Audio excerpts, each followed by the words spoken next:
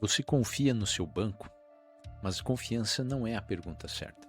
A pergunta certa é: o que acontece quando você precisa que ele responda e ele não responde? Todo trimestre o Banco Central publica um ranking: reclamações, falhas, clientes insatisfeitos. A maioria olha esse ranking para saber se deve trocar de banco. Você vai olhar por outro motivo, porque o número de reclamações não mede a qualidade do banco, mede o tamanho da sua dependência dele. E se você depende de algo que não te deve satisfação, o que exatamente você tem? O problema não é qual banco está no topo da lista de reclamações. O problema é que você trata banco como se fosse parceiro. Ele não é. Banco é fornecedor de infraestrutura. Você aluga acesso ao seu próprio dinheiro. Propaganda vende relacionamento, cashback, aplicativo bonito, atendimento humanizado, mas relacionamento pressupõe reciprocidade. Quando o app cai no dia do seu pagamento, isso muda? Quando sua conta é bloqueada por engano e você fica sem acesso ao próprio salário, isso muda? A ilusão não é achar que existe banco ruim. A ilusão é achar que existe banco que está do seu lado. Olha o que os dados realmente mostram. No terceiro trimestre de 2025, o banco com pior índice entre as 15 maiores instituições do país foi o Banco Inter. Quase 3.900 reclamações confirmadas pelo Banco Central. Um índice de mais de 96 queixas por milhão de clientes. Logo atrás, o C6 Bank. Depois, o Bradesco, com o maior número absoluto de reclamações do trimestre inteiro, mais de 5.700. Agora, olhe o comparativo estrutural.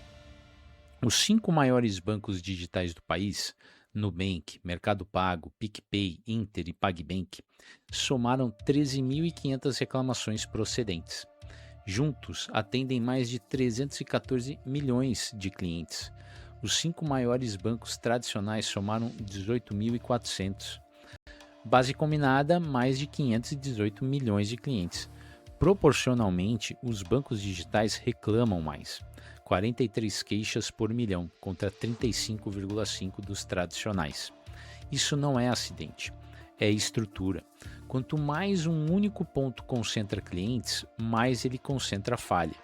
E qual é a falha mais comum? Não é golpe externo, não é fraude de terceiro, é irregularidade em cartão de crédito. Quase 5 mil casos no trimestre. Depois vem restrição à portabilidade de crédito consignado. Depois, insatisfação com o próprio atendimento, o saque, que deveria resolver o problema e não resolve. Pensa no cotidiano. Salário cai dia 5, o app trava dia 5, boleto vence dia 5. Você liga, espera, abre protocolo, prazo de resposta até 10 dias úteis. Enquanto isso, sua vida continua rodando. Conta de luz, aluguel, mercado. O banco não tem pressa, ele não depende de você. Você depende dele.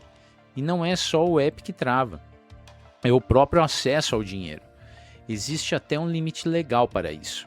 O Banco Central determina que um bloqueio preventivo por suspeita de fraude não pode passar de 72 horas. Na prática, isso é ignorado com frequência suficiente para virar jurisprudência. Um cliente do Distrito Federal ficou quase um mês sem acesso ao próprio dinheiro depois de um bloqueio preventivo. A Justiça reconheceu que isso ultrapassou o prazo regulamentar e condenou o banco por dano moral. Em São Luís, uma cliente teve a conta travada por 90 dias. 3 meses sem acesso ao próprio saldo. O banco foi condenado a indenizar. Em São Paulo, um cliente do Nubank teve a conta bloqueada sem justificativa comprovada. A Justiça mandou devolver R$ 217 mil mais indenização por dano moral. Isso não são casos isolados contados por vítima em rede social. São decisões judiciais documentadas com número de processo. E o motivo alegado, quase sempre, é o mesmo: medida de segurança. Sem prova concreta da fraude, sem explicação prévia, você não sabe se isso vai acontecer com você. Só sabe que já aconteceu com outros. e que o sistema que você usa todos os dias tem esse comportamento documentado, repetido, judicializado. Agora vai mais fundo. Não é só o banco individual, é todo o sistema que você terceirizou sem perceber. O Pix é o exemplo mais claro. Ele virou o sistema nervoso da sua vida financeira. Em 2025, movimentou 35 trilhões de reais no país inteiro, 33% a mais que o ano anterior. Em dezembro, bateu recorde, mais de 300 milhões de transações em 24 horas. Um sistema desse tamanho não pode parar, mas ele já parou. Em janeiro de 2026, o Pix teve sua primeira instabilidade do ano.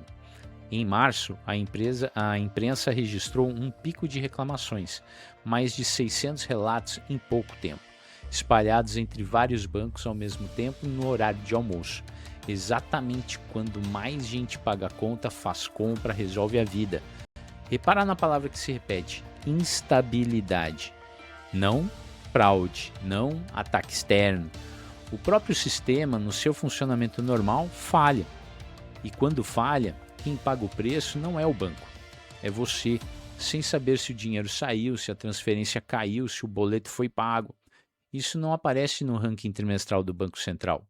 O ranking mede reclamação formalmente registrada e resolvida dentro do prazo. Não mede o aluguel atrasado enquanto você esperava a resolução. Não mede a compra que você não conseguiu concluir porque o Pix demorou a cair. Não mede a ligação que você não conseguiu fazer porque o saque também estava sobrecarregado no mesmo horário. Estrutura frágil não aparece em relatório trimestral. Aparece no dia em que você precisa dela e ela não está lá. Se você já sentiu isso, precisar do banco e esperar, deixe o seu like. É muito rápido e ajuda o canal. Agora segue comigo. A parte mais pesada vem agora. Historicamente, isso não é novo. Banco sempre foi ponto único de falha. A diferença é que antes você sabia disso. Guardava dinheiro em mais de um lugar, desconfiava de sistema centralizado, tinha reserva fora do circuito. A geração atual perdeu esse instinto. Trocou desconfiança por conveniência. Trocou diversificação por um único super app que promete resolver tudo. Conta, cartão, investimento, seguro, tudo dentro do mesmo login. E quanto mais um único ponto resolve tudo, mais caro fica quando ele falha. Olha o padrão que os próprios dados mostram trimestre após trimestre. No terceiro trimestre, foi o Inter. No quarto trimestre de 2025, a liderança do ranking mudou. PicPay assumiu o topo com mais de 3.700 reclamações confirmadas. Não é o mesmo banco se repetindo, é o mesmo padrão se repetindo em bancos diferentes. Isso é o que importa. Não é esse banco é ruim, troca por outro. Toda instituição que concentra volume alto de clientes, mais cedo ou mais tarde, aparece no topo dessa lista. Você pode trocar de banco, vai continuar dependendo de um. E o motivo mais comum de reclamação não muda. É o cartão de crédito, atendimento, acesso ao próprio dinheiro.